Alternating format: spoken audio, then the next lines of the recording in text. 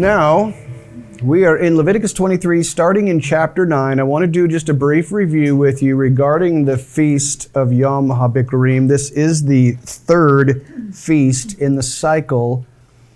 And here's what it says in Leviticus chapter 23, verse 9. It says, "Then Yah spoke to Moshe, saying, Speak to the sons of Israel and say to them, When you enter the land which I am going to give to you and reap its harvest, then you shall bring in the sheaf of the first fruits of your harvest to the priest. And he shall wave the sheaf before Yah for you to be accepted. On the morrow after the Sabbath, the priest shall wave it. Now on the day when you wave the sheaf, you shall offer a male lamb, 1 year old, without defect, for a burnt offering to Yah.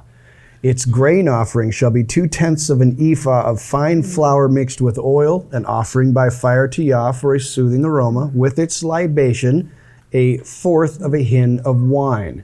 Until this same day, until you have brought in the offering of your Elohim, you shall eat neither bread nor roasted grain nor new growth. It is to be a perpetual statute throughout your generations in all your dwelling places. You shall also count for yourselves from the day after the Sabbath, from the day when you brought in the sheaf of the wave offering. There shall be 7 complete Sabbaths. You shall count 50 days to the day after the 7th Sabbath. Then you shall present a new grain offering to Yah." Okay, that is the instructions regarding the first fruits. Now I want to run over a couple of basics with you to make sure that we're all on the same page. So I like to always start with the who, what, when, where, why, and how, okay? I do this every year. If this is not new to you, take a seat, relax, enjoy yourself, take some deep breaths. It's going to be fine, okay? Here we go. Every family will make an offering. Likely, this is not a separate feast in as much as you're already moving to Jerusalem for the foot festival of Passover and unleavened bread. Now, in most cases, this Yom HaBikkurim happens in the midst of the Feast of Unleavened Bread. This year is a little different because we had Passover on Shabbat. And so, the weekly Sabbath having already been completed when the 15th of the month started, that's why Yom HaBikkurim actually fell outside of the week of unleavened bread this year. We didn't experience it until, starting when the sun goes down until tomorrow. So it technically is outside the 7 days of the Feast of Unleavened Bread. This is an unusual thing. It's not extraordinary, but it's unusual.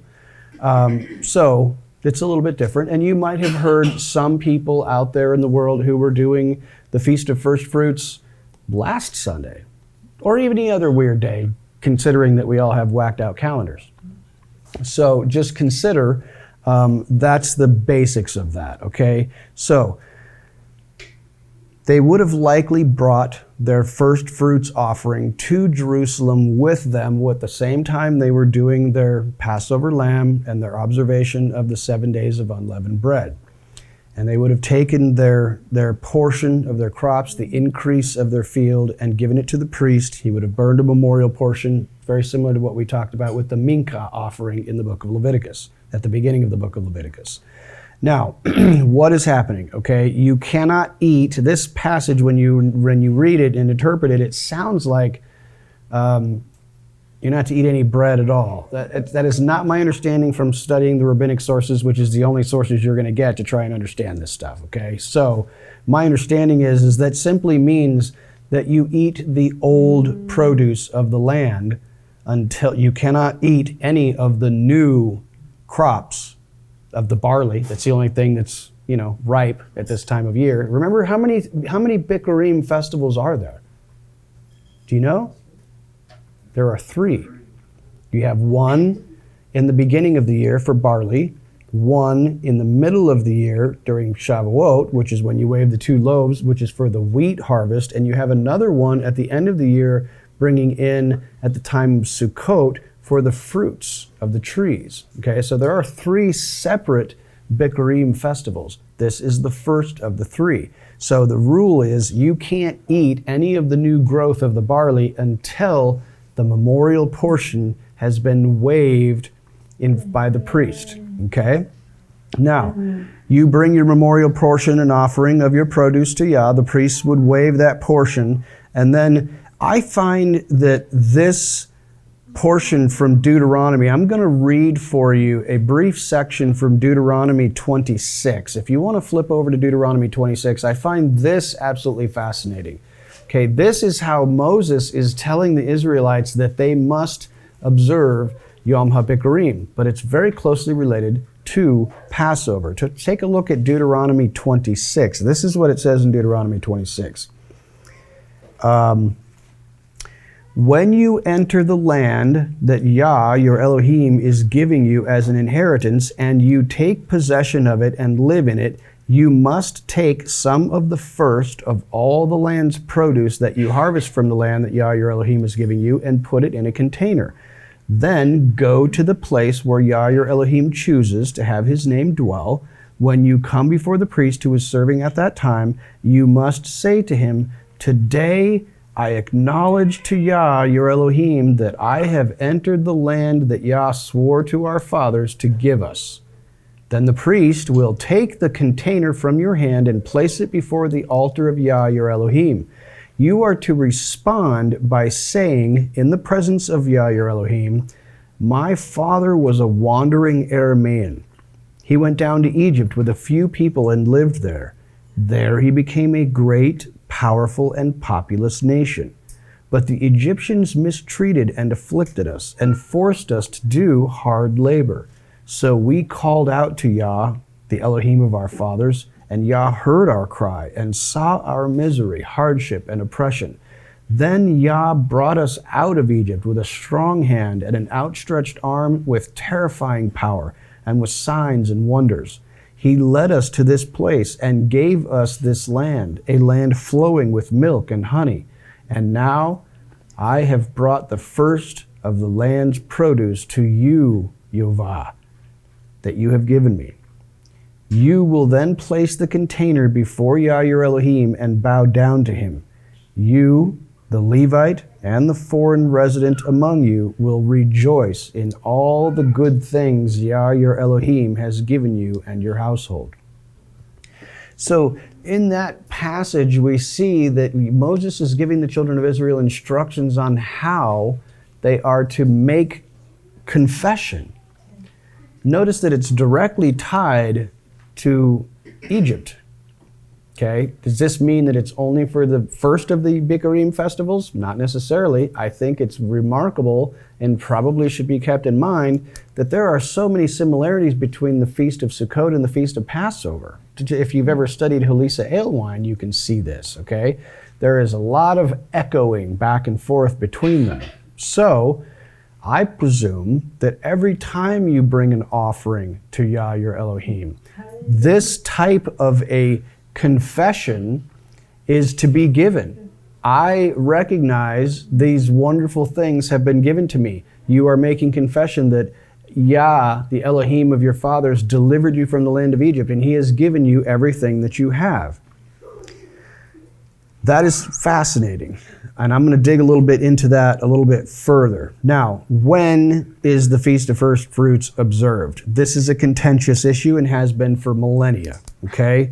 You know that it is in the text that it is on the day after Shabbat. Which Shabbat? The high Shabbat of unleavened bread or the weekly Shabbat? This is the source of the contention. Our fellowship follows the Hillel 2 calendar, except in this. This is the one area that we deviate from Hillel 2. If you want to dig into that, we don't deal with calendar issues here. We just don't discuss them. They're too contentious. But I will say that when we have this type of an issue every year, it's just because of this, okay? It's pretty clear to me in the research that I have done that this is talking about the weekly Shabbat and not the 16th. Otherwise, there'd be no reason to count, There are multiple evidences, but that's just my opinion. If you want to talk to me about that in person later, that's totally fine. So, on the day after the weekly Shabbat, during the week of Passover, this year was slightly different, as I mentioned. So, that's when. Where? In the place where Yah chooses to place his name. Now, we can't go to Jerusalem and make offerings there because there's no priesthood, at least not yet. So, we can make declaration in what I would call the spiritual temple, because Paul and Peter both talk about you being living stones in a temple that is being built without human hands. And I want you to keep that in mind because we're going to be talking about that a little bit later as well. Okay, there is a temple. This congregation is a temple, a part of the temple that is made up of living stones. So consider that and hold that in your mind for a moment as we continue. Why? Why are we doing Yom HaKippurim? It says specifically in the text that it is so that you will be accepted. Does anyone have any ideas about what that means? What does it mean, so that you will be accepted? Yeshua was the first fruit, and we are to be part of that first fruit that Retzon accepted, that he goes and imparts his Ruach and the Father's Ruach, and they make their abode. I like the way you talk, Brett. That's good, buddy. I would agree with you. I think that's good, and I also think that so that you will be accepted, you know, and this is, I think, the source of a lot of our discussion that's going to break down here in a little bit, which is you making open proclamation and being very much aware of the source of everything you have. Okay, that's it in a nutshell. Yah is the source of everything you are, everything you have, everything you ever will have. He is the source of your life and the source of your death, the source of your joy and the source of your sorrow, the source of your money, the source of your poverty, the source of your health, the source of your wellness, the source of your illness, everything. He is the source of everything.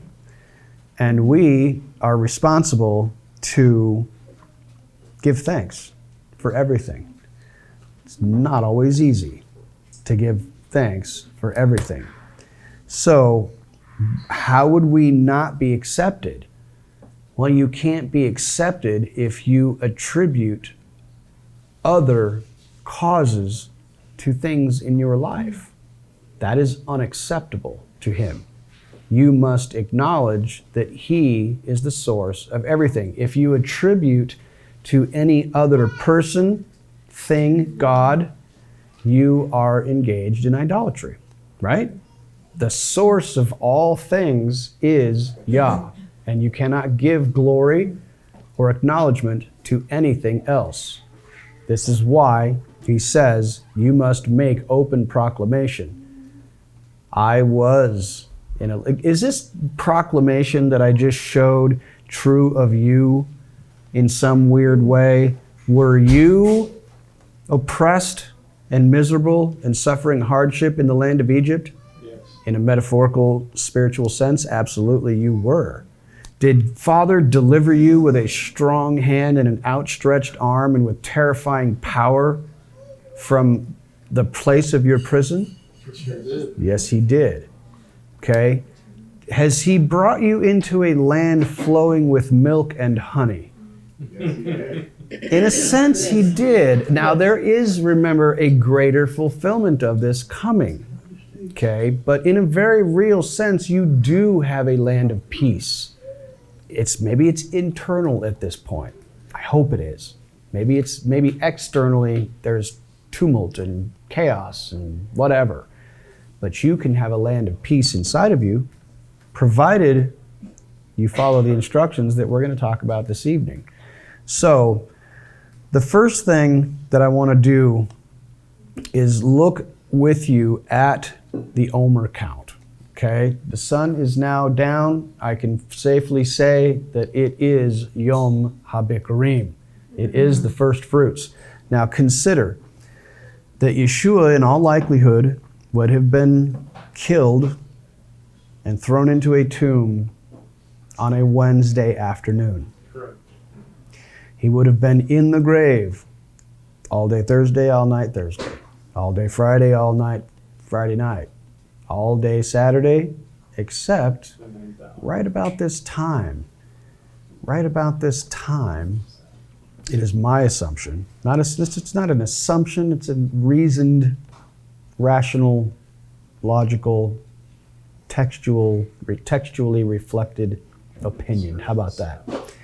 That it was right about this time of Erev, the mixing of dark and light, that Yeshua would have been raised from the dead.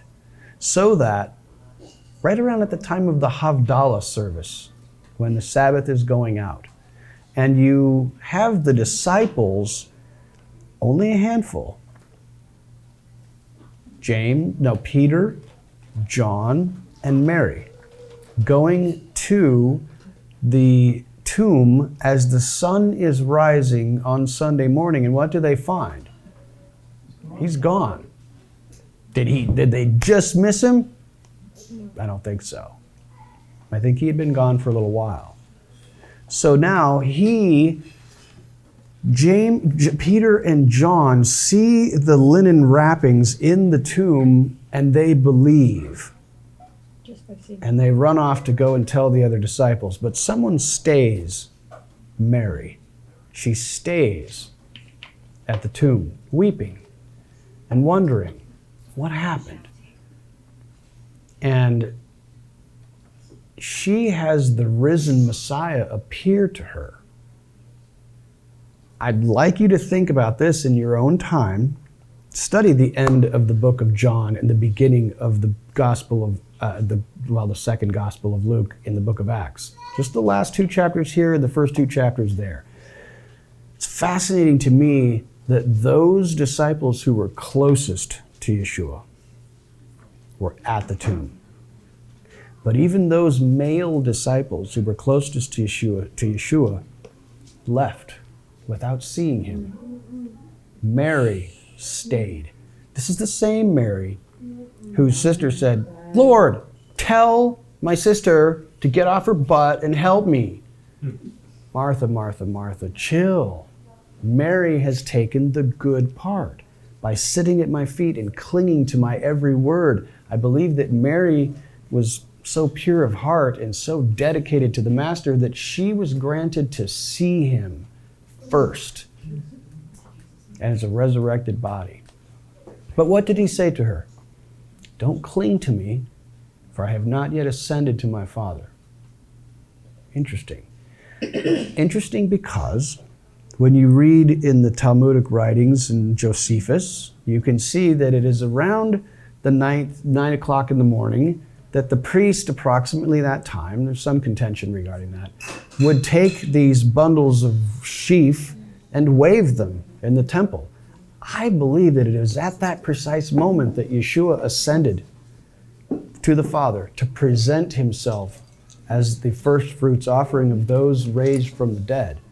Because later that afternoon, Yeshua appeared to all of the disciples in the room where he found them hiding from the Romans in a locked house. And he did indeed let them poke and prod and put the fingers into the nail holes and cling to him. This tells me that sometime between morning and evening, he had ascended to the Father. But then later in the book of Acts, we see the disciples gathered around and seeing him floating up in the clouds. I don't think that's what he was talking about. He needed to, in his resurrected state, go up to his Father to present himself. I am alive, as the first fruits of those risen from the dead. Paul will talk to you about this in the book of Colossians. There's fascinating, fascinating stuff. Sorry, you probably already knew all of that. I apologize for straining your attention span. Now, knowing all of that, and knowing now that this is where the Omer count happens, I would say to you that I have been doing this for a couple of years now, and this is just a wonderful, wonderful thing. I went on Amazon and bought a bunch of stalks of wheat. And every evening, as the sun is going down, I will recite a blessing and place one stalk of wheat into my container. I have a big stalk of wheat up on that shelf right there, 50 of them to be precise. And every evening, I will recite a blessing and put it in here. At the end of the 50 days, I have a bushel, an omer. It's not really an omer, I doubt it very much. But I have a bushel of wheat. This is just a symbolic thing to me. It doesn't necessarily say you're supposed to count 50 days, you're supposed to count 7 weeks, which happens to be 49. The 50th day would be Shavuot. And that's when Father comes down on the mountain and speaks the 10 words, which we will get to in 50 days. So here is the blessing that I put out there for your consideration, okay? It is a traditional blessing. You can take a copy of it, you can remember it, you can write it down, you can do whatever you want. You may do nothing, it's all good. This is what I like to do with my family, okay? So as I place it in there, I simply say, and you can say it with me if you'd like, "Blessed are you, Yehovah our Elohim, for you have sanctified us by your commands and have commanded us to count the Omer." There is the first day of the counting of the Omer. Now, interestingly, I want to point out a couple of interesting things to you about this. In regards to that Deuteronomy 26 passage, and I would say to you, the first fruits offering is first about gratitude and attribution. Do you know what I mean by attribution? Attribution means, to whom do I give the credit for something? I attribute everything to Yah. Okay? And it's also first about gratitude and second about attribution. Now, we read the little passage from the book of Deuteronomy 26 where it says we're supposed to make proclamation. So we must recognize and declare openly that all things come from Father. Now, what is the greatest gift that Yah has given to us as a people? It is Yeshua, his son, okay? Because Yeshua, his son, cleanses us of sin. He releases us from the death curse. And Yeshua was raised to life on this very day as a memorial portion. So we celebrate his life. We trust by his word in the resurrection. This is the hope of our resurrection, right? Mm-hmm. Some of you have messed up bodies. You're hoping for a new one. I know I am, and I ain't even that old, and I ain't even that messed up.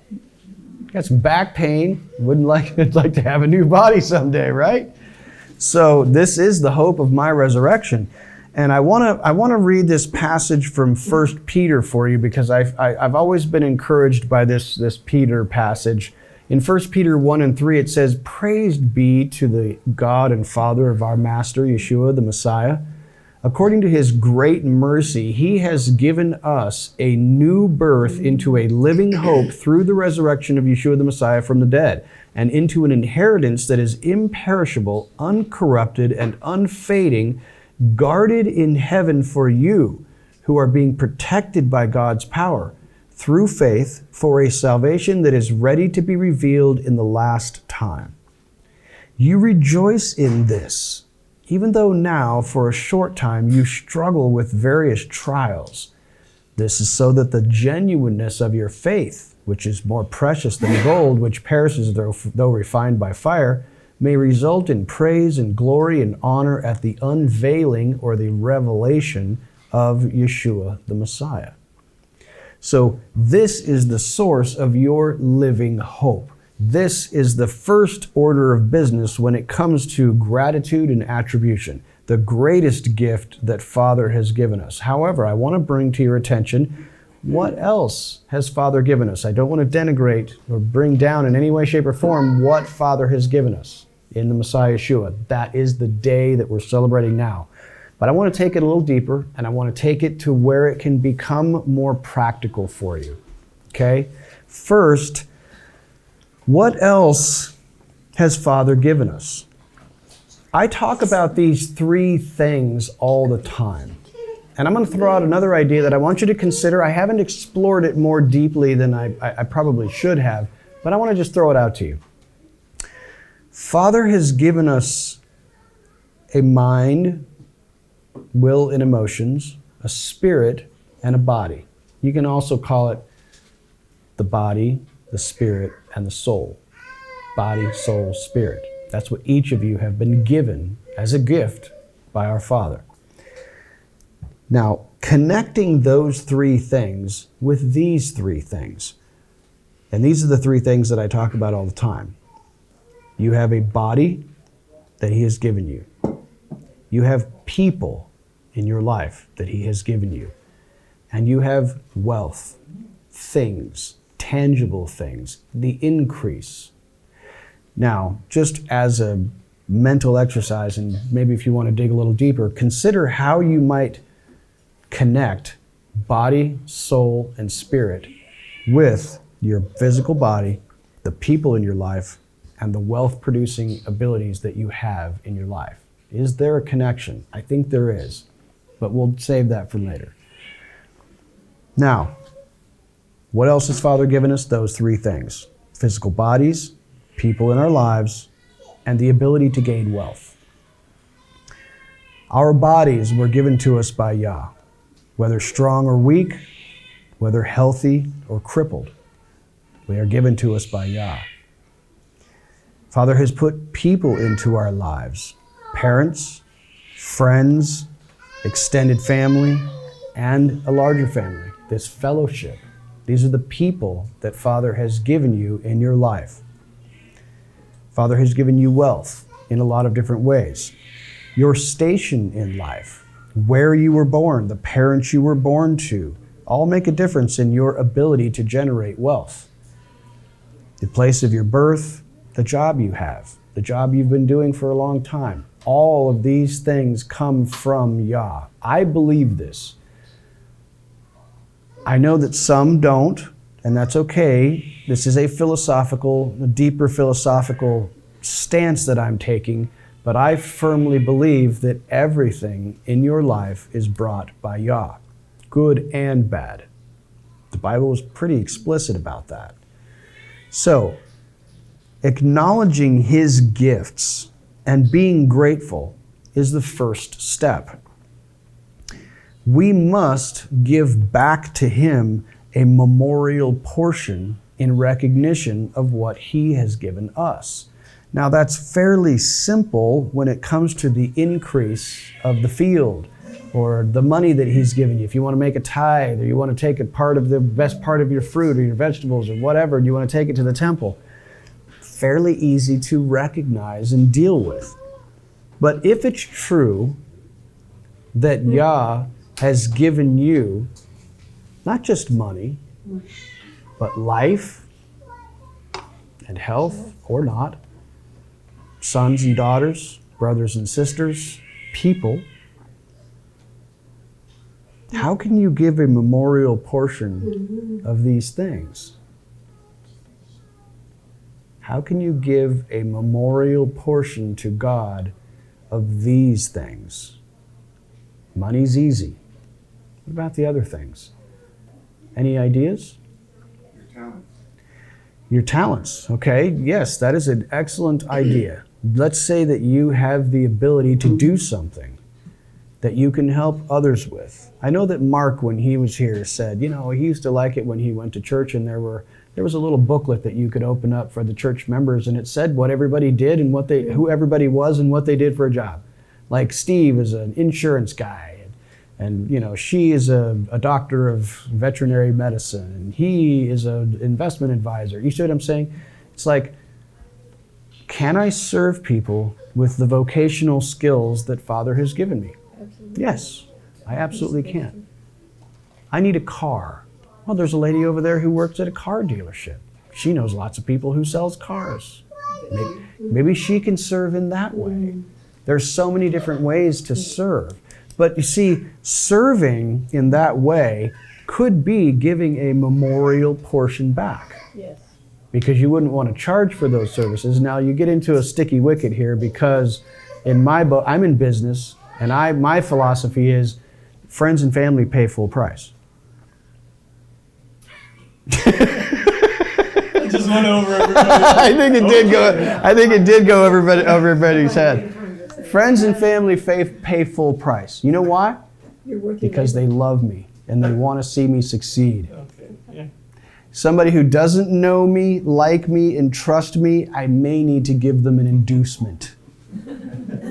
People who already know me, like me, and trust me, you're paying full price.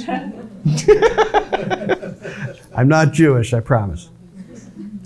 But, giving to each other of your time, that is sacrificing a memorial portion of what you have been given by Father. Now, this is where it kind of gets a little strange. Like, how can we give spiritually of the people in our lives? Give of the people spiritually. How do you give of a person spiritually? If you are a husband and you have a wife and a couple of children, for example, how can you give a memorial portion? This is where it gets spiritual and a little deeper, and you might feel a little bit like Nicodemus going, I don't know what this guy's talking about. The wind blowing where it may, and must be born again. That doesn't make no sense to me. But let me just throw this out there to you. Think about this. If I have a wife and a couple of children, and I wanted to give a memorial portion back to God for what He had graciously given me, I might, in a spiritual sense, say, Father, these people that you have given me in my life, I am going to give them back to you. To the extent of my psychological, emotional ability. Father, I trust that if I were to die, that you would take care of my wife and children. Father, I recognize that my sons are becoming at a certain age where they're going to go off in the world and I will no longer be able to control them. I will relinquish control to you. You gave them to me for a short time. I will now give them back to you. They are yours. You'll have to take care of them. I trust you to do that. I'm going to do my best after having given you this memorial portion to not try to go back to the altar at night and steal my stuff back that I put up there. Right? Because that's our greatest desire.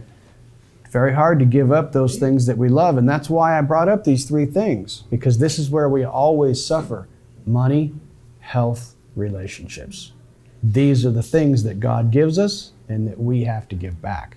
Yeah. So in regards to family, the people in our lives, we must be willing to say to Father, I give them to you.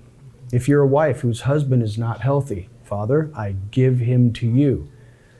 If he should die, I'll thank you for the time that I had with him, and I know that you'll take care of me once he's gone. Father, my wife, I have had her for such and such a time. It's been a tremendous blessing. I will thank you for the time that I had with her. If you choose to take her from me, I may be angry. I may want her back. I may be quite angry. I may be hurt, and rightly so. But I have to recognize that you give and you take away. I do not understand why. I may never understand why, but I trust. And I will relinquish control. And I will say, God is good. He gives and he takes away. Blessed be the name of the Lord. Amen. Tough, tough, tough to do in a lot of cases. But this is our memorial portion. So hard with our children, with our spouses. Sometimes it's really hard with our money because we don't trust Yah with our money. We don't feel like, money's tight. If I were to give this to her who needs it, what am I going to do? Trust. We're not trusting. So, being able to spiritually serve. Now you have a body. Is it a healthy body? Is it an unhealthy body? Can you serve with your physical body? Give your physical body back to God. If you can't, if your body is not physically healthy and you are crippled in some way, how can you give a crippled body to God?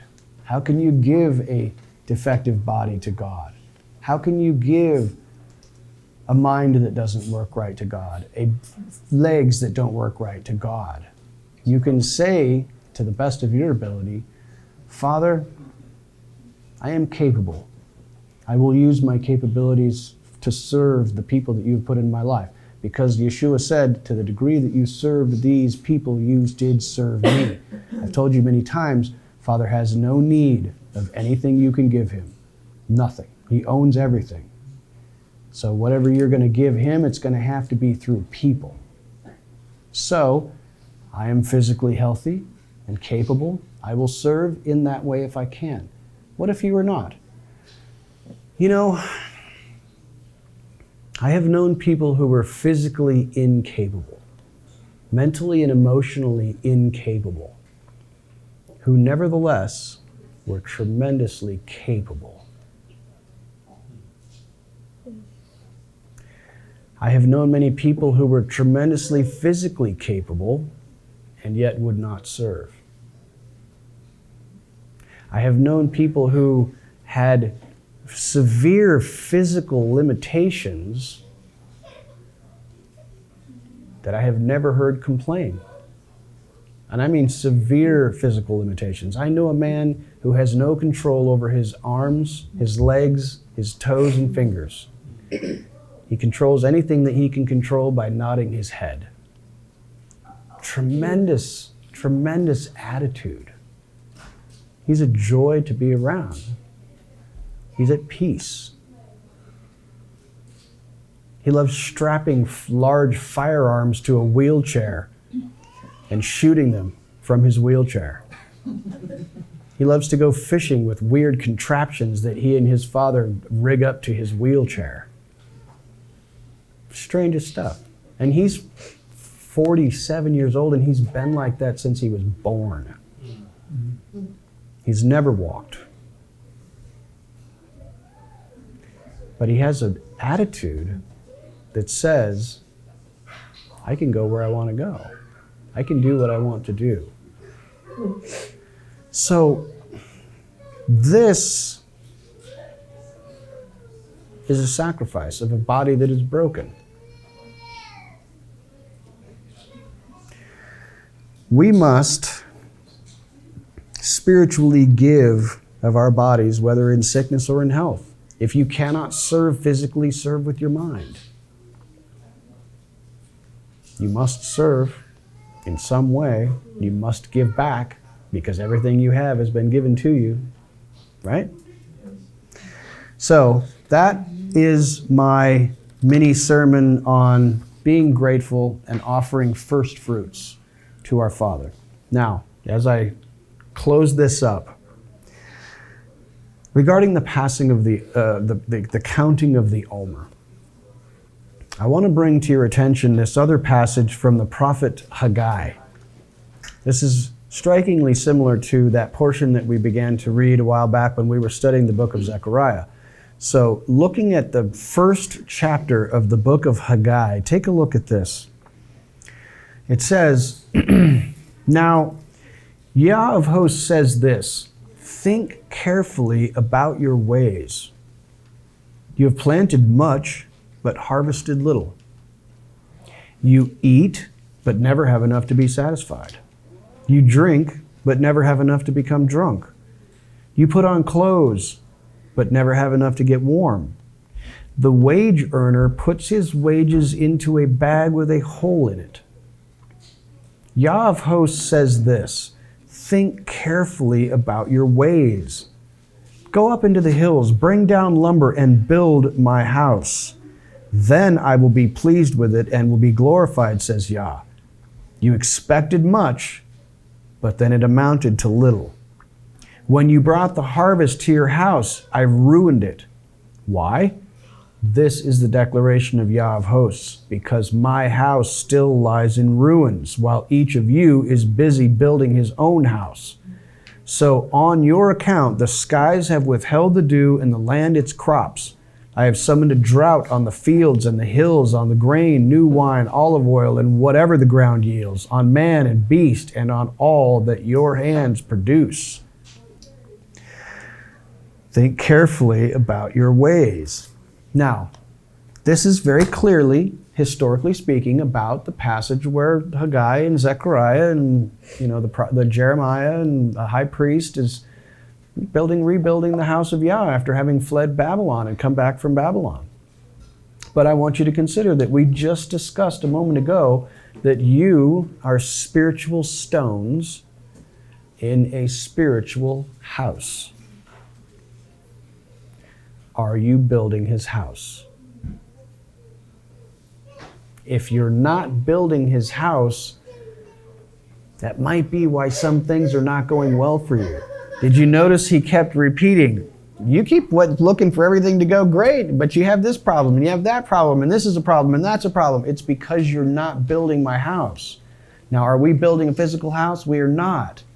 We are not building a physical house. Now, if you are stones that are being assembled to a living temple, in what condition is your stone? If you're a busted, chipped, discolored, broken stone that doesn't fit well with other stones, you're not a very good building material. And you can't build an edifice that is a blessing to Yah. You are the edifice. And if you're not a very good stone, Angela likes to say all the time that we are all stones that have rough, jagged edges. And Father, in this situation, puts us all into a rock tumbler. Yes. And fires up the switch.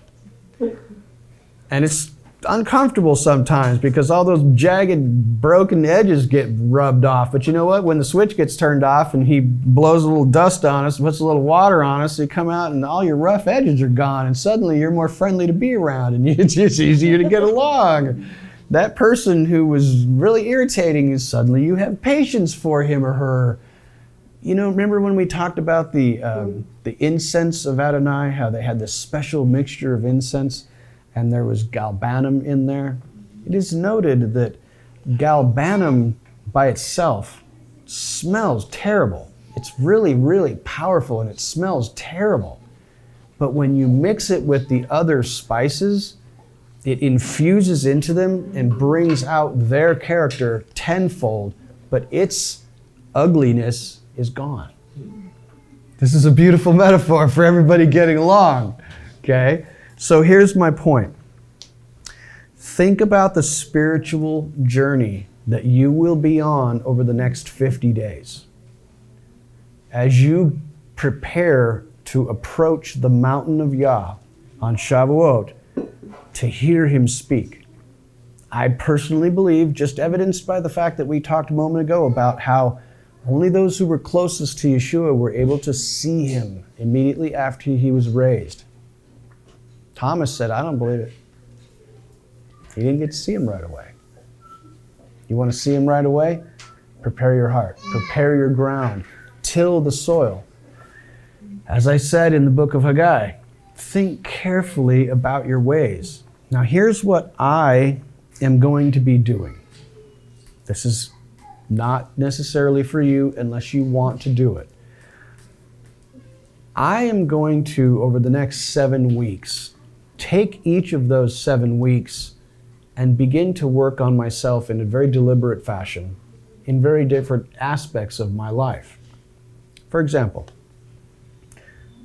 every week on the first day of the week, starting tomorrow, I will assess my spiritual life. I will assess where I am now for a whole day. On Monday, having done that assessment, I will examine how I can do better in the various spiritual aspects of my life. I will then practice those elements for the next several days until I come around to the second week. And then I will turn to a second aspect of my life, possibly my physical health, possibly my mental and my emotional health, possibly my relationship health, possibly how our body is functioning.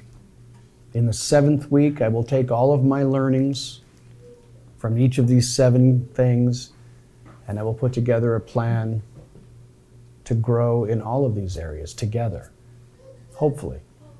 You now don't think for a second that I'm talking about some kind of self-help or self-improvement exercise. I'm really not. I'm talking about if my body is given to me by Father,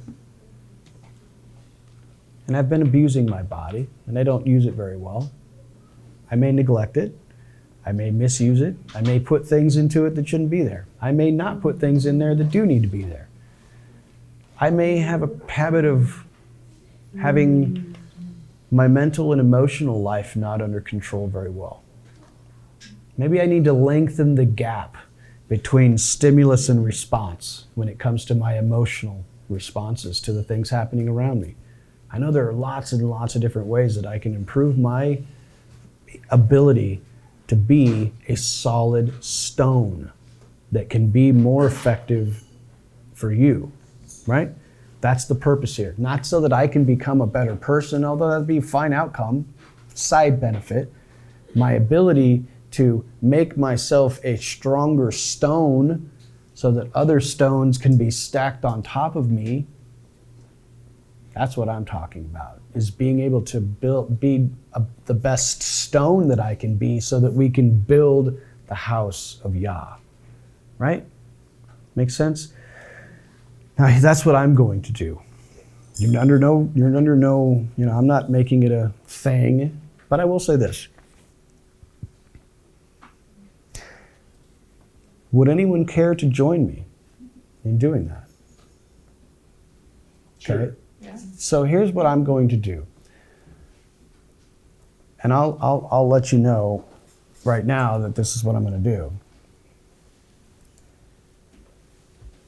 Every Sunday for the next 7 weeks, I am going to send out a notification, a little email to everybody, and that's tomorrow morning at 9 a.m., I am going to be on a Zoom call talking about this. The next Sunday, I will be on a Zoom call at 9 a.m. on Sunday morning talking about the next aspect of my personal development. And I will do that every Sunday morning at 9 a.m. for 7 weeks as we lead up to the Feast of Shavuot. If you can make it, that's fantastic.